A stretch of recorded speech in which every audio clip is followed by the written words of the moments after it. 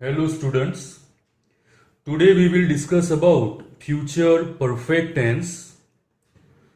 Future perfect tense એટલે પૂર્ણ ભવિષ્યકાળ. આ કાળનો ઉપયોગ ક્યારે કરીશું તે જાણી લઈએ. ભવિષ્યમાં અમુક ચોક્કસ સમય સુધીમાં ક્રિયા પૂર્ણ થઈ ગઈ હશે તે દર્શાવવા આ કાળ વપરાય છે. ફ્યુચર પરફેક્ટ ટેન્સના કીવર્ડ્સ આ પ્રમાણે છે.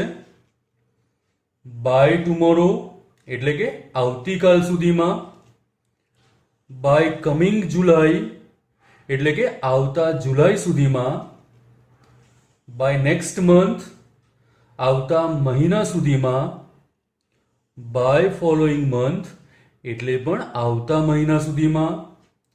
ફ્યુચર પરફેક્ટ ટેન્સની અંદર જ્યારે આપણે એવું દર્શાવવાનું છે કે ભવિષ્યમાં અમુક ચોક્કસ સમય સુધીમાં ક્રિયા પૂર્ણ થઈ ગઈ હશે ત્યારે આ રીતે બાય લખવાનું છે અને બાય લખ્યા પછી ભવિષ્યનો સમય દર્શાવવાનો છે, જે ફ્યુચર પરફેક્ટ ટેન્સના કીવર્ડ્સ કહેવાય. નાઉ લેટ્સ સી સેન્ટેન્સ પેટર્ન. જ્યારે પણ સેન્ટેન્સ લખીશું ત્યારે વાક્યની શરૂઆતમાં સબ્જેક્ટ એટલે કર્તા લખીશું. કર્તાને ધ્યાનમાં રાખીને આપણે શેલ કે વિલ લખવાનું છે. આપણે અગાઉ જે શીખી જ ગયા છીએ, જ્યારે કર્તા આઈ કે વી હોય ત્યારે તેની સાથે શેલ યુઝ કરશું અને આઈ વી સિવાયના બાકી બધા જ કર્તા સાથે વિલ લખીશું. ત્યારબાદ હેવ લખવું. દરેકે દરેક વખત અહીંયા હેવ જ લખવાનું છે. Plus past participle of the verb એટલે કે ક્રિયાપદનું ભૂતકૃદંત પ્લસ ઓબ્જેક્ટ. ઓબ્જેક્ટ એટલે કર્મ લખીશું પ્લસ અન્ય શબ્દો. અહીંયા આપણે કીવર્ડ લખવાના છે જેથી ભવિષ્યનો સમય આપણને ખ્યાલ આવે અને વાક્યને પૂર્ણ કરી શકાય. Now let's see some example of future perfect tense.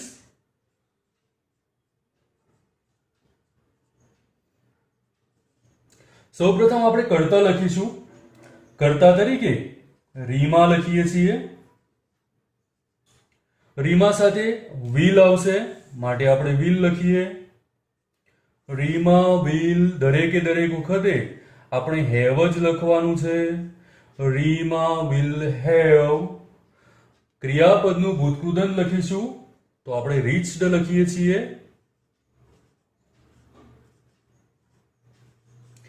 Reached એ રીચનું ભૂતકૃદંત છે. Reema will have reached. Reema ક્યાં પહોંચશે તો કોઈ પ્લેસનું નામ લખવું પડશે. Delhi. By tomorrow.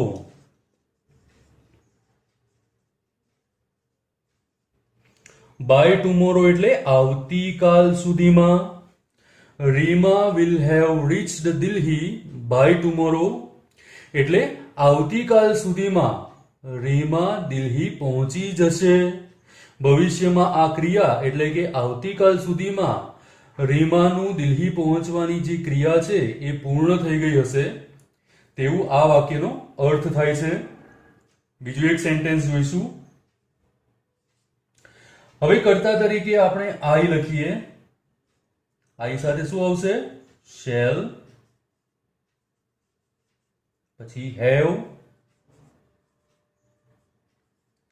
I shell have. હવે ક્રિયાપદનું ભૂતકૃદંત લખીશું તો ચલો ફિનિશનું ભૂતકૃદંત ફિનિશ્ડ લખીશું.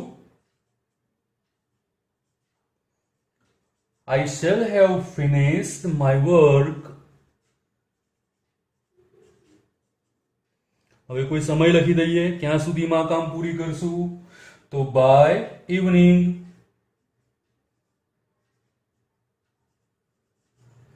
એટલે કે સાંજ સુધીમાં હું આ કામ પૂરું કરી દઈશ. સાંજ સુધીમાં હું મારું કામ પૂર્ણ કરી દઈશ. Let's see example number 3. કર્તા લખીશું. અહીંયા કર્તા તરીકે આપણે રોહન લખીએ. રોહન સાથે will આવશે. રોહન will have returned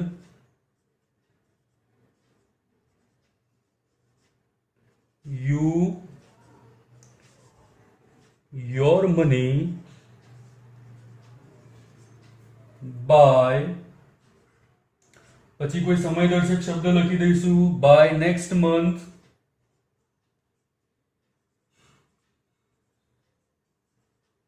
એટલે આવતા મહિના સુધીમાં રોહન તમને તમારા રૂપિયા પાછા આપી દેશે.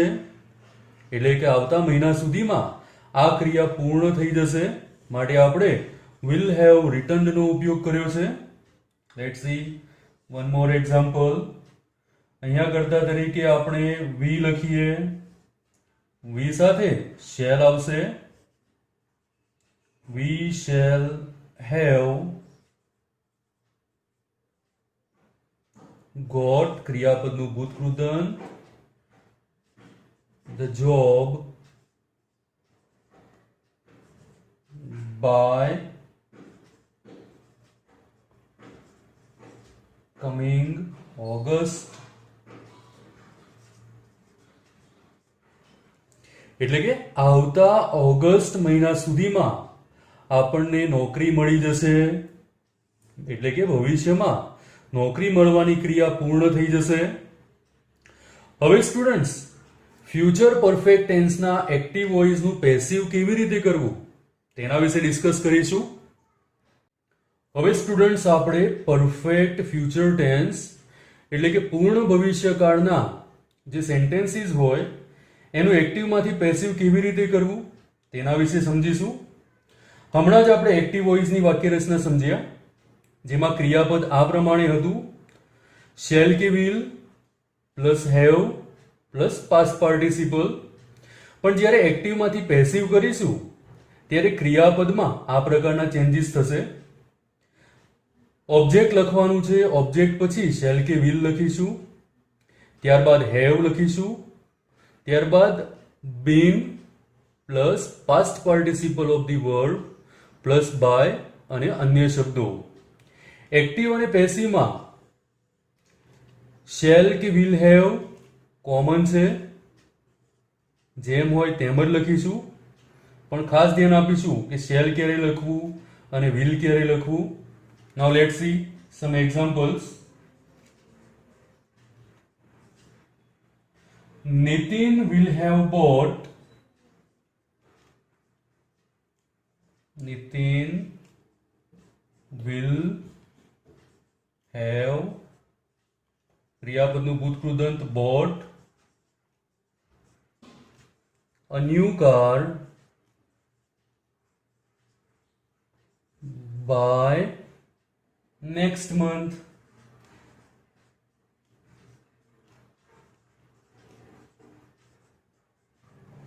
એટલે કે આવતા મહિના સુધીમાં નીતિને નવી કાર ખરીદી હશે. અહીંયા ક્રિયાપદ will have bought છે, જે આપણે અહીંયા જ સમજ્યા હતા એક્ટિવ વોઇસમાં.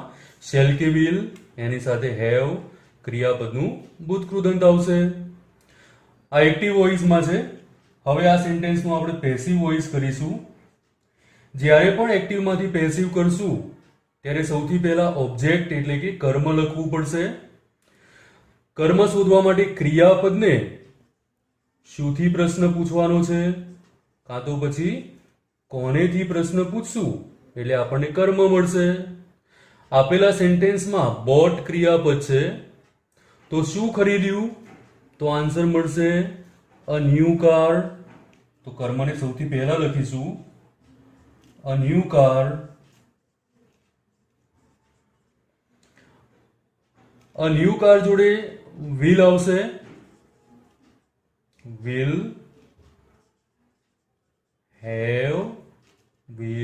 have પછી been લખવાનું છે. been ક્રિયાપદનું ભૂતકૃદંત bought by કર્તા નીતિન છે, તો આપણે આન્સરમાં નીતિન જ લખીશું. Nitin by next month.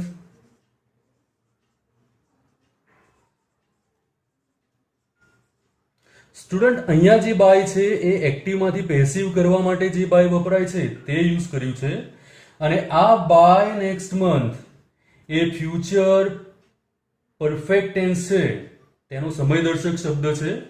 એટલે ભલે આ સેન્ટેન્સમાં 2 વાર બાય લખવું પડે તો આપણે લખીશું, એમાં જરા પણ કોઈ ભૂલ નથી. Let's see one more sentence. કર્તા તરીકે અહીંયા આપણે ટીચર લખીએ.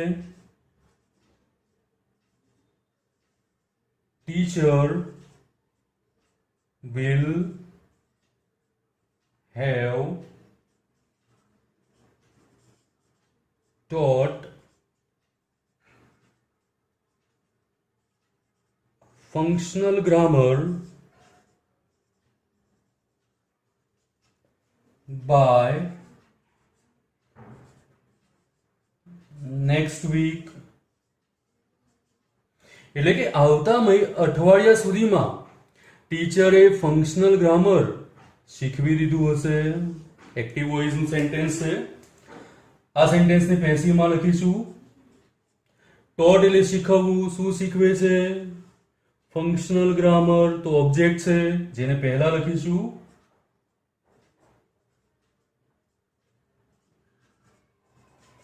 Functional grammar will have been taught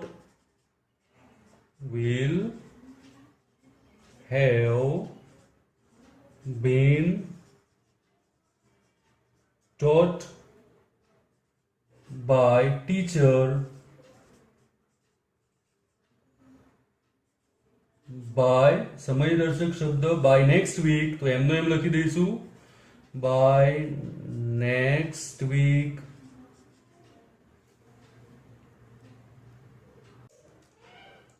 Third example, my mother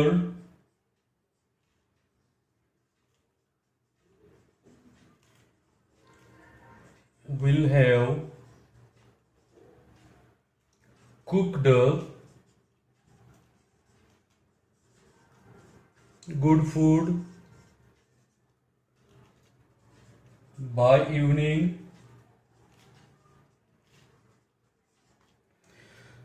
student અહીંયા ક્રિયાપદ will have cooked નો યુઝ થયો છે. cooked ક્રિયાપદ છે, તો શું રાંધ્યું? તો આપણને કર્મ મળશે ગુડ ફૂડ. તો આ સેન્ટેન્સનું પેસિવ લખવા માટે સૌપ્રથમ ગુડ ફૂડ લખીશું. Good food will have been cooked. will have been cooked by my mother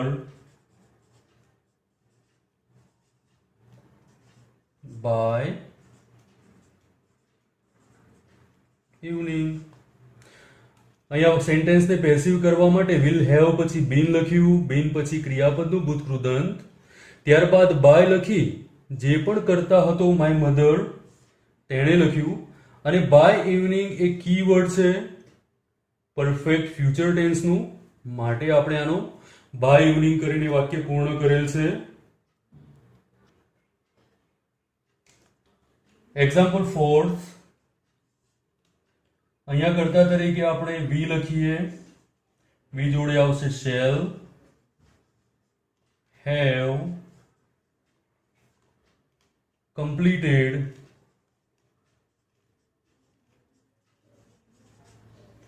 our project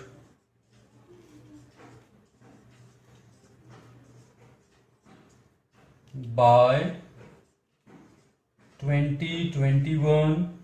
એટલે કે 2021 સુધીમાં અમે અમારા પ્રોજેક્ટને કમ્પ્લીટ કર્યો હશે. એટલે 2021 સુધીમાં આ ક્રિયા પૂર્ણ થઈ ગઈ હશે.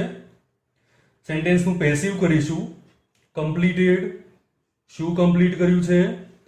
તો ઓબ્જેક્ટ મળે છે અવર પ્રોજેક્ટ, તો આપણે એને શરૂઆતમાં લખીશું અવર પ્રોજેક્ટ.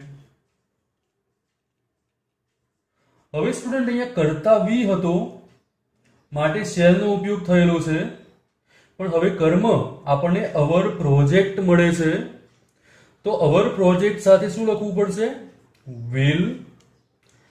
કારણ કે આપણે હમણાં જ સમજ્યા છીએ કે કર્તા તરીકે આઈ કે વિલ હોય, કર્તા તરીકે આઈ કે વી હોય તો તેની સાથે શેલ લખીશું, બાકી બધા કર્તા સાથે વિલ લખીશું.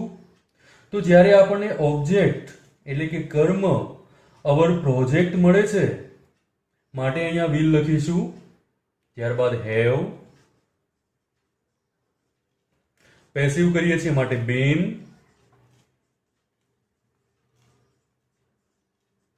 completed by us by 2021.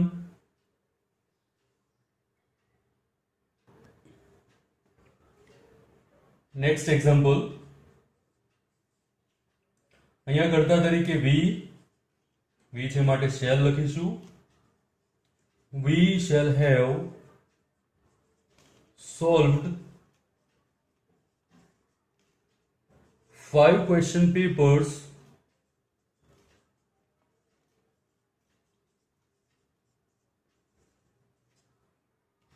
by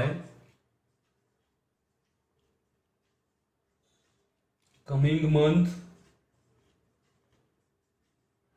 એટલે કે આવતા મહિના સુધીમાં અમે 5 ક્વેશ્ચન પેપર સોલ્વ કર્યા હશે. શેલ હેવ સોલ્વડ નો ઉપયોગ કરી વાક્યને લખેલું છે. આ સેન્ટેન્સનું હવે આપણે પેસિવ કરીશું. સોલ્વડ શું સોલ્વ કરવાનું છે? તો 5 ક્વેશ્ચન પેપર્સ કર્મ છે એને પહેલા લખીશું. 5 ક્વેશ્ચન પેપર્સ. અહીંયા કર્તા વી છે માટે શેલ લખ્યું છે, પણ જ્યારે આપણને કર્મ તરીકે 5 ક્વેશ્ચન પેપર્સ મળે છે માટે આપણે અહીંયા વિલ લખવું પડશે. Will have been solved by us by coming month. તો સ્ટુડન્ટ્સ આ રીતે પરફેક્ટ ફ્યુચર ટેન્સનું એક્ટિવમાંથી પેસિવ લખી શકાય. આશા રાખું કે તમને પરફેક્ટ ફ્યુચર ટેન્સનું એક્ટિવમાંથી પેસિવ પણ આવડી જ ગયું હશે.